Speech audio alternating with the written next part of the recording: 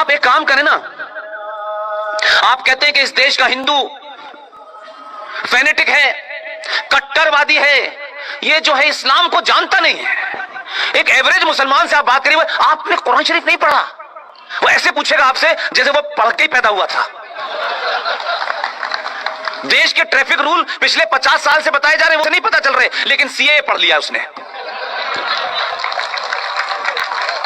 यानी कुरान शरीफ किसी लैंग्वेज में लिखा होगा, उसे कोई भी पढ़ सकता है, उसमें कोई मनाही थोड़ी नहीं है कि उसको पुष्पेन साहब नहीं पढ़ेंगे, सिर्फ रफी भाई पढ़ेंगे। लेकिन पुष्पेन साहब पढ़ने के बाद बताए नहीं नहीं नहीं ये नहीं, ये लिखा है। तो तुम क्या मतलब, कौन हो तुम जो बता रहे हो मुझे? तो कुरान को लेकर भी बहुत सारी बातें हैं, लेकिन हम इतने ईमानदार हैं, हमें लगा इस देश में 30 करोड़ के आसपास मुसलमान रहते हैं। कुछ मुसलमानों का क्लेम है हम 40 करोड़ हैं, और अगर उनका क्लेम माने तो हम है ही नहीं, हिंदुस्तान में वही हैं बस। हमने कहा रामायण क्या है, ये महाभारत क्या है? हम सुनते सुनते थक गए, तब तो हमको पता नहीं चला।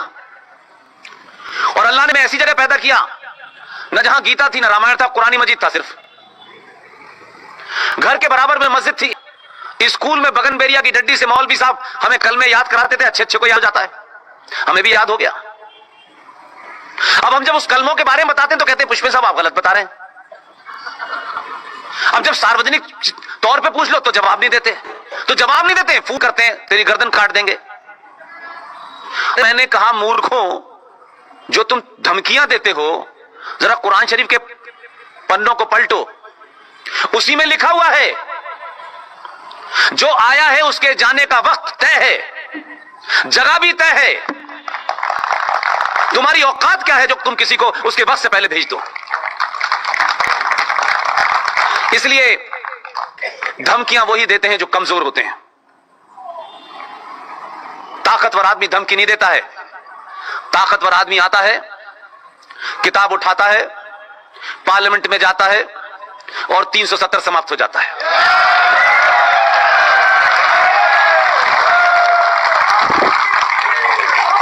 इसलिए यह जरूरी नहीं है कि जो धमकियां दे रहा हो वो बहुत ताकतवर होता है। हमने बड़ी धमकियां देखी। जो लोग निजाम मुस्तफा बचाना चाहते थे कश्मीर में, अल्लाह की हुकूमत बसाना चाहते थे, हमारे आजादी के आसपास के बौने नेताओं ने किन कारण से 370 दी मुझे नहीं पता, किन कारणों से 14 मई 1954 को 35 दी, किन किन के सामने और किन ब्लैकमेलिंग की वजह से उन्होंने दी मुझे नहीं पता। लेकिन मेरे दौर में मुझे यह पता है कि मुख्यमंत्री ने भी मुझे धमकी दी, पूरे राष्ट्र को देने लगी वो धमकी, और उन्होंने कहा 35 से जो छेड़छाड़ करेगा ये समझ ले कि जम्मू कश्मीर में फिर तिरंगे को उठाने वाला नहीं मिलेगा। एक मुख्यमंत्री शपथ लेकर के भारत के संविधान की ये हिम्मत करती है कि वो धमकी देती है। सिटिंग चीफ मिनिस्टर, उस पर देशद्रोह का मुकदमा चलना चाहिए था। तो मैं ऐसी सत्ता को चिमटे से भी छूना पसंद करूंगा। मैं भाइयों बहनों कुर्सी के लिए पादा नहीं।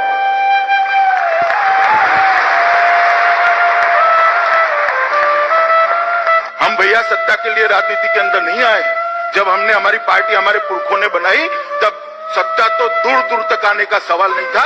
ये भारत माता की जय का नारा लेकर हम निकले थे और आज देश में पूर्ण बहुमत के साथ शासन कर रहे हैं। बेशक राजनीति मेरा पेशा नहीं है, हिंदुत्व मेरा मिशन है और मैं उसी के लिए कार्य करता हूँ।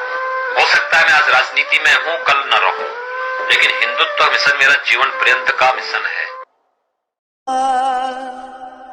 तुम ही मेरे जीवन हो, तुम्हें देख देख जी लूं, मैं तो तुम्हारे खातिर दुनिया का जहर।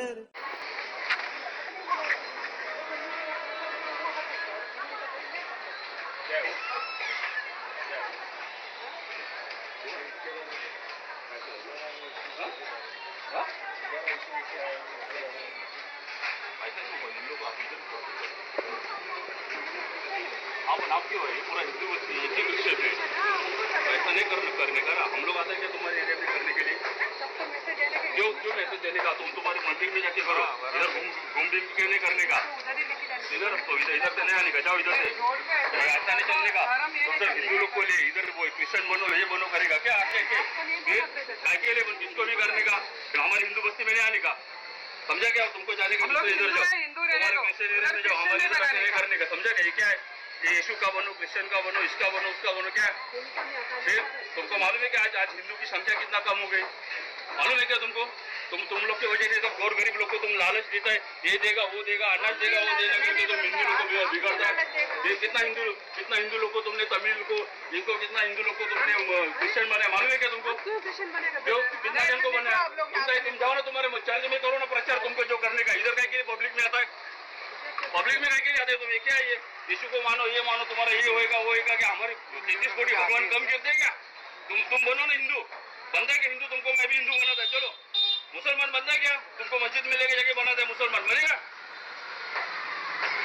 जबरदस्त तुम किसके भी घर में जाता है, कुछ भी करता है, क्रिश्चियन बनो, ये बनो, वो बनो, चल जाओ इधर से, तो जूते से मारेगा दोबारा कभी इधर दिखेगा तो, समझा क्या? नहीं जिसको उसको क्रिश्चियन है ना, सबको तुम्हारे चर्च में लेके जाओ, उधर जाके तुमको पूजा पाठ करो, समझा क्या?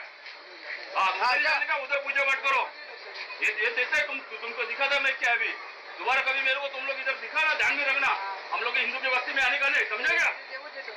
साइकिल देने का मैं बताएगा इधर पब्लिक को तुम लोग क्या काम करते हो, समझा क्या? कभी इन लोग आए ये सब खड़ा मत रहो दरवाजे में, ये सब हिंदू लोग को बिगाड़ने को आता है। ये करो तुमको वो मिलेगा, वो मिलेगा, वो मिलेगा। खाली फॉरेन से आ गए सब ब्रिटिश लोग के इधर से हिंदू लोग को बिगाड़ने के लिए। तेरे को इधर इसको बोल के सुल्ता करके बनोगे मुसलमान?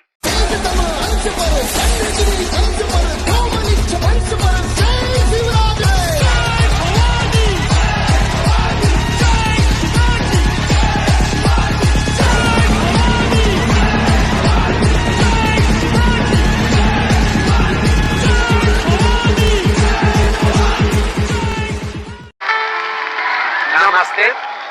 My name is Anup Thakur. My name is Tanaji Mandavkar. My name is Suraj Tulte. Okay, nice. We are from India and we bring for you. This is the mala. This is respect for you. Oh, nice.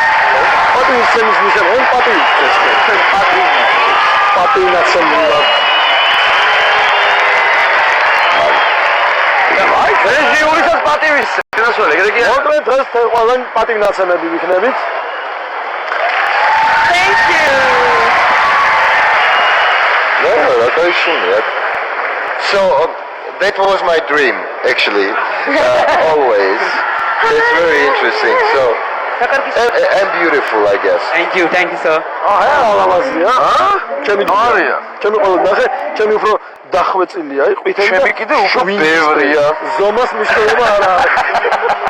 Today we are going to perform Indian pole. It's called Malkham, which is very dangerous and very risky. We three of them from India. We are performing Malkham in India. We have to show the Georgians people about the Malkham. What is that? And we have to learn about that. It's very interesting. Okay, let's start.